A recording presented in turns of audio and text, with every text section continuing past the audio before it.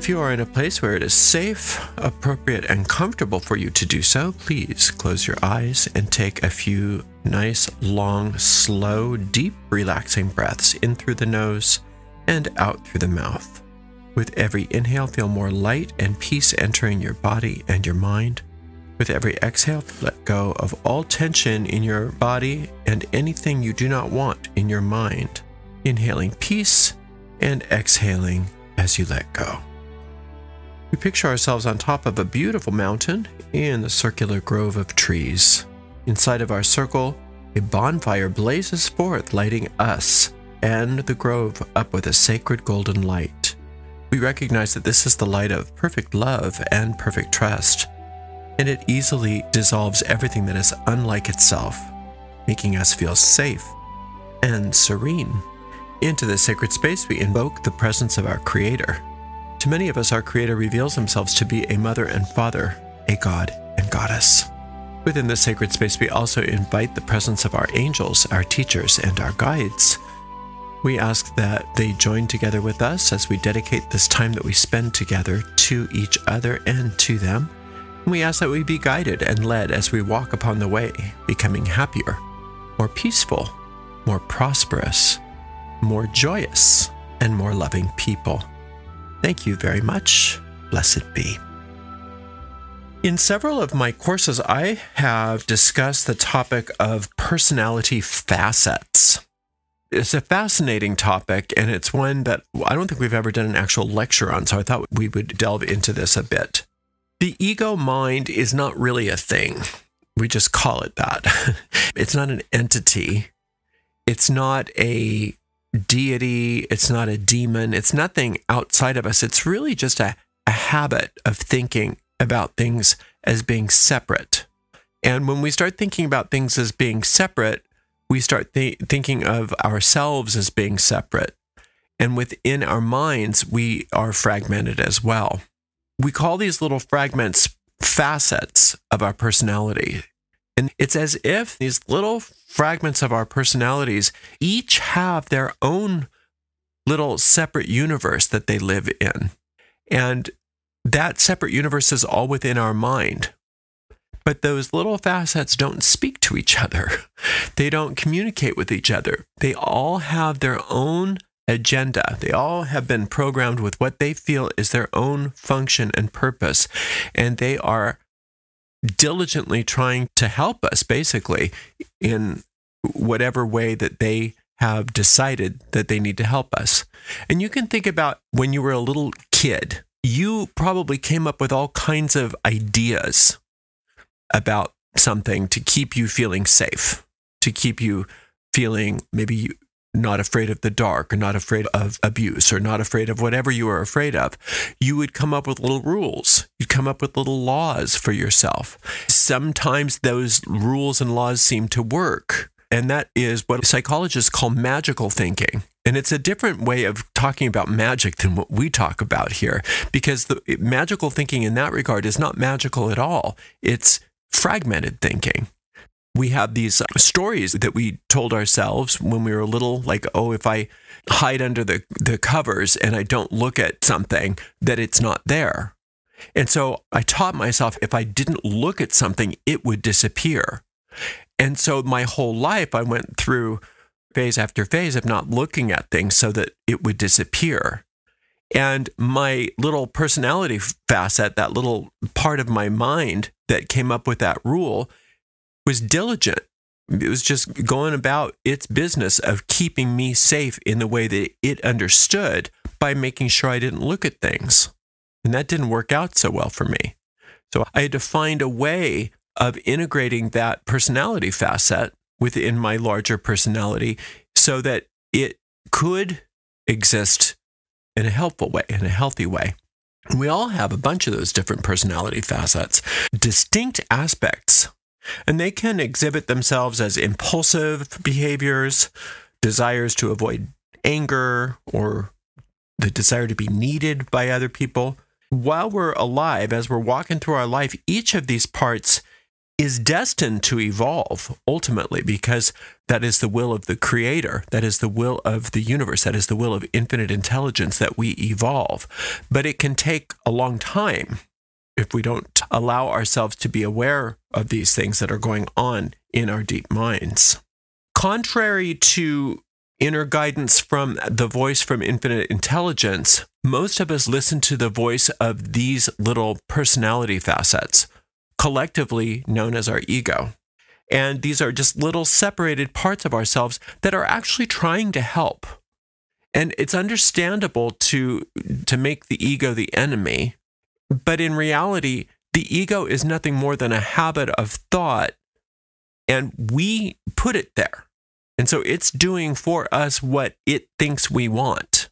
And it's as if we programmed this computer to make our lives miserable and then get mad that it's doing its job. It's our responsibility to start to learn how to look at these things and integrate these things so that we can refine that ego, so that it becomes an ally that we no longer need, that we can eventually lay down and give up. But we don't do it by fighting against it, because we have to understand that these little parts of ourselves, these little fragments, these little facets, they're trying to help us based on what we came up with. We're the ones that put them there, and we just don't even realize it. So as we expand our perspective, we realize that we possess power to reconcile and unite these aspects of our being. And a lot of these things were forged during very critical parts of our past, very stressful parts of our past. Then we turned our attention away from them, and we don't even realize that they're there.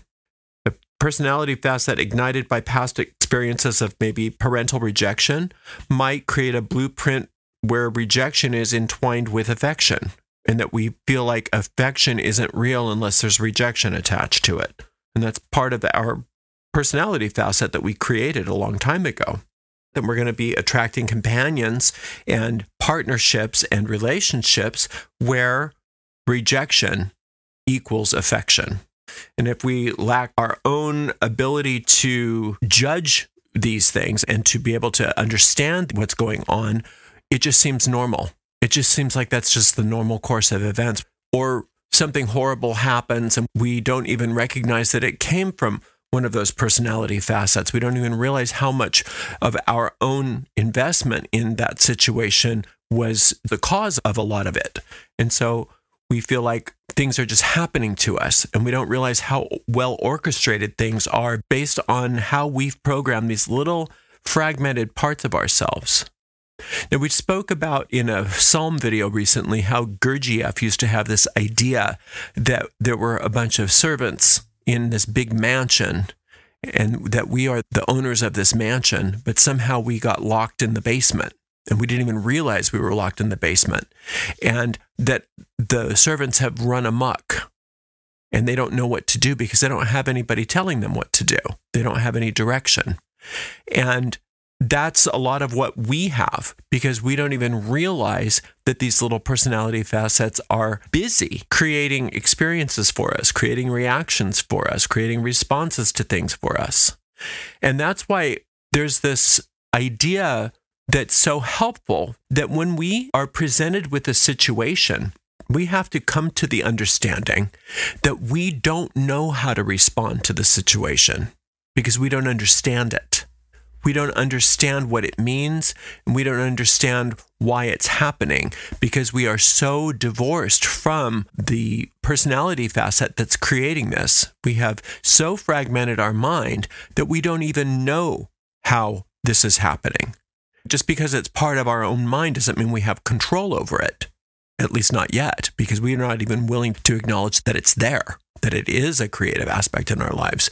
So when we are faced with something that is needing our attention, one of the most powerful ways to approach that situation is by saying, I don't understand it. I don't know what it means.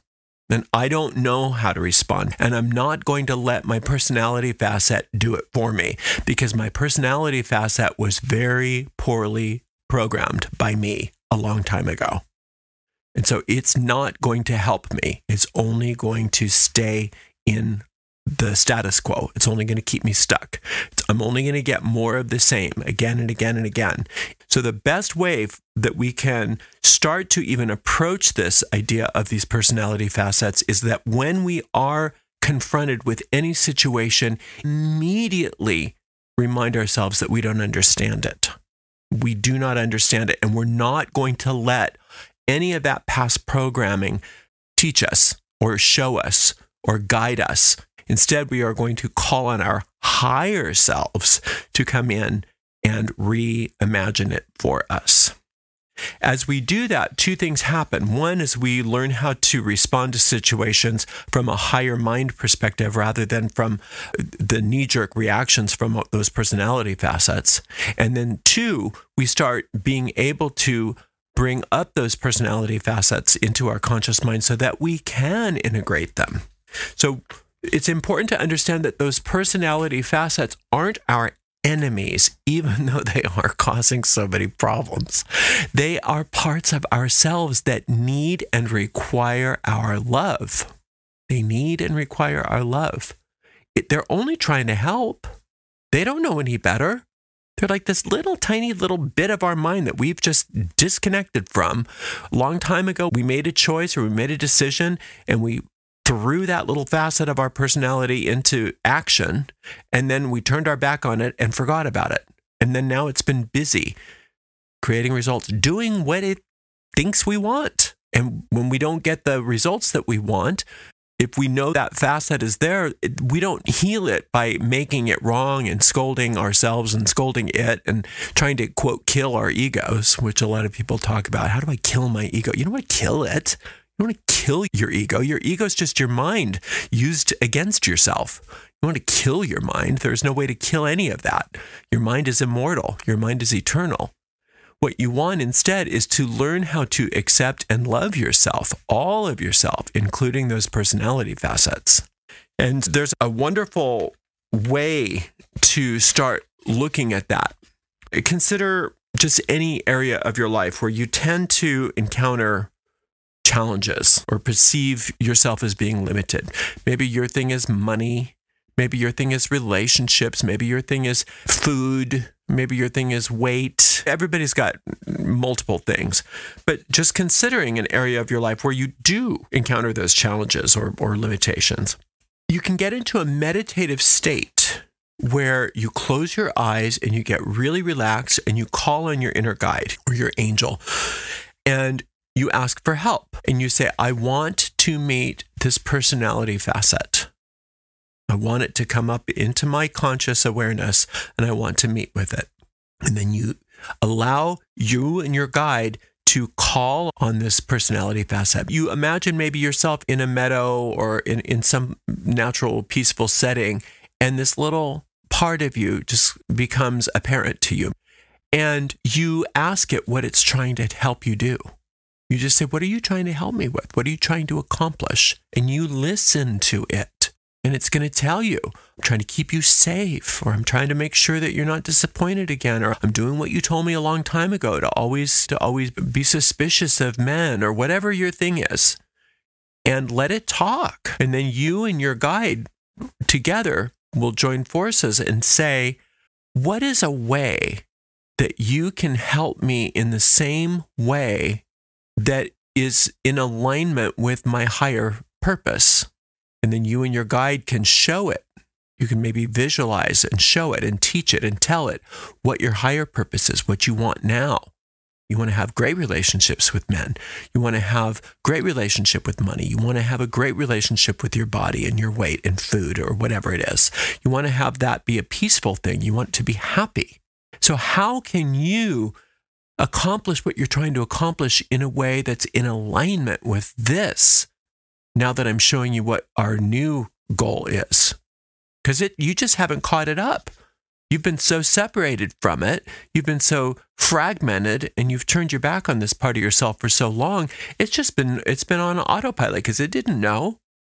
But if you take time to listen to it, and then take time to show it, and then ask it how it can help you, right?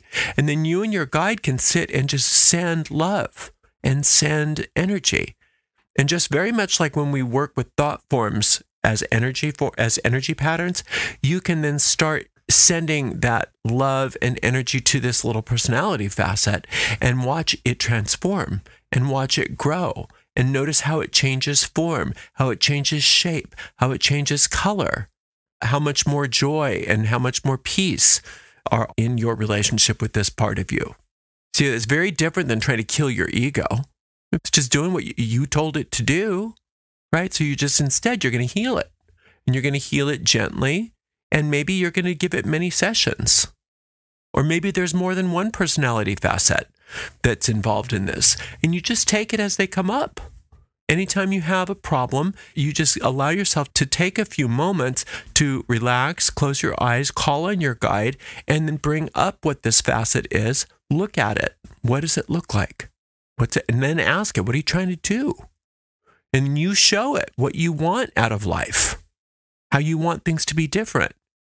And then you ask it, how can you do what you're trying to do for me in a new way that's in alignment with this? How can we be partners? How can we change this? And then you and your guide start loving that little personality facet. You start giving it all kinds of affection and approval and love. And notice how it changes. Notice how it heals. Little by little, you're no longer feeling like you're just this walking bunch of fragments. You're starting to feel more integrated. You're starting to feel more joyous. You're literally getting it together. You're really pulling yourself together little by little. And you don't have to accomplish it all at once. You just take it one facet at a time. And pretty soon, some of those facets are just going to educate the other facets where you're not going to even need to know consciously what's going on. Little by little, you're going to learn how to find the kingpin, so to speak, of the personality facet, and it's going to educate all of the facets within its own kingdom, if you will, so that you're starting to pull your deep mind together so that you now have an integrated personality, so that you're not constantly at war with yourself. You're not constantly one part of you warring against the other part of you, your ego trying to constantly destroy you. Instead, you're giving those little parts of yourself new information, new data, and love, and appreciation, and gratitude for trying to help you. The idea that we should hate part of ourselves just because it's misbehaving is the problem. Right there is an ego thought right there. The idea that our ego is anything other than doing for us what we programmed it to do. That's the ultimate in taking responsibility, to look very clearly at how we've fragmented our mind, and we take it one little facet at a time, one little fragment at a time, and look and see, what's it trying to do for me? What did I tell it to do? How did I program that at some point in my life? Even if you don't remember it, it doesn't matter. And then you show it something new. And notice how eager your mind is, that part of your mind is, to get on board with you and to want to help you and to want to join forces with you. The ego mind is our mind used against us because we told it that's what we wanted. At some point or another, we told these little pieces of our mind, please fragment off. I don't want to look at you. I don't want to notice you anymore. You go do your thing. And we made some really bad choices in our past. And that's why when we're confronted with a situation that's being brought about by our own fragmented mind, trying to use our fragmented mind to fix the problem that was caused by our fragmented mind is like sending a puppy to clean its own mess up. And you don't send a puppy to clean up its own mess. You have to clean up its mess and teach the puppy not to go potty there anymore. And that's exactly what we have to do. We have to recognize that the ego mind is of our own making. And the only way to change that is by looking at it and by taking responsibility for it and by loving ourselves enough to take those little parts of ourselves that are so diligently trying to help us and re-educate them and show them how much we love them. And we bring our guide in there with us. We bring our inner teacher in there with us so that we have supervision so we don't start fragmenting things again, right? And we learn how to love ourselves at a deep level all of those little fragments are wonderful parts of our own beautiful, miraculous mind that we've misprogrammed, that we have fragmented on our own. And now we're going to allow ourselves to integrate that so that we don't live in this fragmented universe anymore. And that through our own love and compassion for ourselves, we're re-educating all of those deep parts of us so that we can start working together as one whole mind. And then we are really major forces to be reckoned with in this world, because we're no longer creating problems for ourselves based on the fact that we are unwilling to look at ourselves and how powerful we are. Instead, we are willing to look at ourselves and how powerful we are, and we are willing to take back our power and to heal those parts of ourselves that have been at odds with us because of what we told those parts to do. So it's a very powerful practice working with these personality facets, and I invite you to have some fun with that. When we integrate some of these personality facets, most of us notice vertical ascents in our growth, where we don't necessarily just grow little by little by little. We notice that all of the problems that they've been causing cease to happen, and we just shoot straight up into the next level. And it's an amazing process. So I invite you to play with that. Thank you so much for spending some time with me today. I really appreciate you. Until next time, blessed be.